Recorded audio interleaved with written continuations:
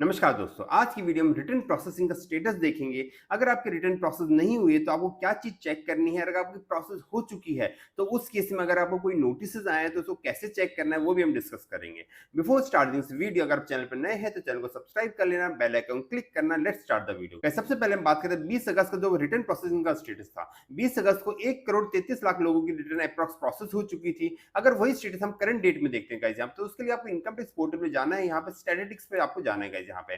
उसके बाद देखिए यहाँ पे आपको स्टैटिस्टिक्स में आपको दिखेगा करंट डेट का, मींस 22 अगस्त 2025 तक जितनी रिटर्न प्रोसेस हुई उसमें अगर हम देखेंगे तो 1 करोड़ 60 लाख लोगों की रिटर्न प्रोसेस हो चुकी है। मींस लास्ट 3 दिनों में अप्रॉक्स 30 लाख लोगों की रिटर्न यहाँ पे प्रोसेस की है डिपार्टमेंट ने गाइस यहाँ पे। तो जिन भी टैक्स पे की रिटर्न प्रोसेस की गई है तो या तो उनको रिफंड इशू किया गया है या डिपार्टमेंट कोई डिमांड रेज की है या फिर कोई नोटिस इशू किया गया है यहाँ पे। तो इन सभी चीजों को कैसे आपको देखना है वो मैं वन बाय वन डिस्कस करूंगा यहाँ पे। उसके अलावा अप्रॉक्स 12 लाख टैक्स पेयर ऐसे जिन्होंने रिटर्न तो फाइल कर दी है पर अपने रिटर्न को ई वेरीफाई नहीं किया है, तो इनकी रिटर्न प्रोसेस हो ही नहीं सकती जब तक अपनी रिटर्न को ई वेरीफाई नहीं करें।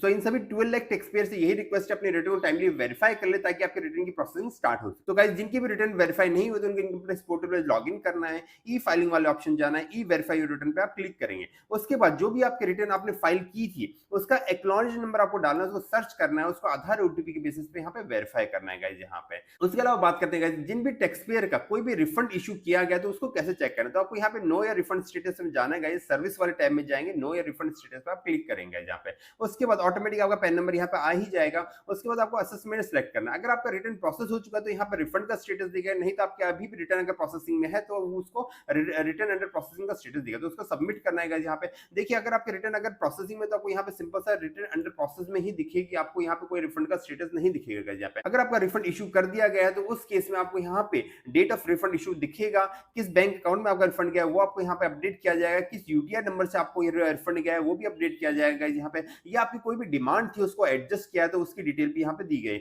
इस पे मैंने अलग से वीडियो बना रखी है कि कैसे आप अपने रिफंड के स्टेटस को पूरी डिटेल में चेक कर सकते हो, आप उसको जाके देख सकते हैं गाइस यहाँ पे। अब बात करते हैं अगर आपकी रिटर्न प्रोसेस हुई है और उस केस में आपको कोई नोटिस इशू किया तो उसको कैसे चेक करना है। तो उसके लिए आपको पेंडिंग एक्शन जाना है, वर्क लिस्ट में जाना है गाइस यहाँ पे। अगर वर्क लिस्ट में आपको कोई भी यहाँ पे दिख रहा है तो उस पर आपको एक्शन लेना पड़ेगा। अगर यहाँ पे कुछ भी नहीं दिख रहा तो उसका आपको ई प्रोसीडिंग वाले ऑप्शन जाना है। ई प्रोसीडिंग वाले ऑप्शन जाके अगर आपकी रिटर्न किसी भी वजह से डिफेक्टिव हुई है, डिपार्टमेंट आपको कोई भी नोटिस इशू किया गया है, क्योंकि आजकल जो फेसलेस असेसमेंट होता है तो गाइस यहाँ पे ई प्रोसीडिंग में आपको दिखेगा गाइस यहाँ पे। तो यहाँ पे आपको दिखेगा किस रीजन से आपको यहाँ नोटिस इशू किया गया है, उसका रीजन सेक्शन लिखा रहेगा। तो उसको आपको विद इन 15 डेज आपको रिप्लाई करना है। अगर आपकी रिटर्न डिफेक्टिव हुई तो आपको रिटर्न को रिवाइज करना है, उसको करेक्ट करना है गाइस यहाँ पे। उसके अलावा अगर आपको यहाँ भी उसके अलावा आपको अगर उसके अलावा अगर आपको यहाँ भी कोई भी नोटिस आपको ओपन नहीं दिख रहा है तो उस केस में आपको सिंपल सा वेट करना है। अगर आपको ग्राइवेंसी रेज करनी है तो आप ग्राइवेंसी रेज कर सकते हो। उसके लिए आपको सबमिट और ग्राइवेंसी वाले ऑप्शन पे जाना है गाइस यहाँ पे। यहाँ पे देखिए सीपीसी आईटीआर पे आपको क्लिक करना है। उसके बाद कैटेगरी सेलेक्ट करना है। कैटेगरी में क्या होगा, हम कम्युनिकेशन, डिमांड, आईटीआर, वी प्रोसेसिंग। आपको प्रोसेसिंग से रिलेटेड यहाँ पे ग्राइवेंसी रेज करने की, आपको रिटर्न प्रोसेस नहीं हुआ या फिर आपका रिफंड इशू नहीं किया तो उसके समय रिफंड वाला ऑप्शन ले सकते हैं गाइस यहाँ। तो यहाँ प्रोसेसिंग क्लिक करेंगे।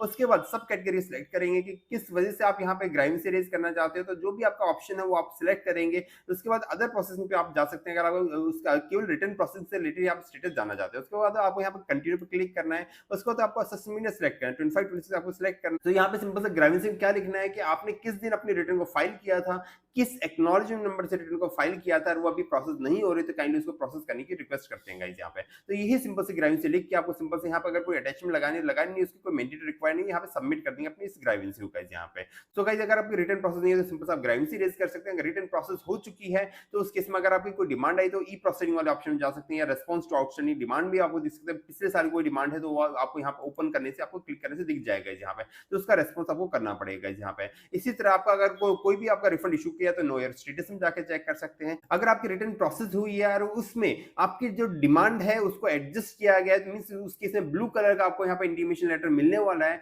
तो उस केस में भी आप रेक्टिफिकेशन का रिक्वेस्ट रेज कर सकते हैं। तो रेक्टिफिकेशन रिक्वेस्ट रेज करने से पहले गाइस आपको अपने रिटर्न को प्रॉपर्ली करेक्ट फाइल करना पड़ेगा। Guys hope you find this video informative. Video अच्छी लगे तो वीडियो को लाइक करना, चैनल को सब्सक्राइब करना। अपने रिटर्न को टैक्स एक्सपर्ट को फाइल कराने के लिए और अपने किसी भी नोटिस का रिप्लाई कराने के लिए आप स्क्रीन पे जो नंबर आप कांटेक्ट कर सकते हैं। Thank you friends.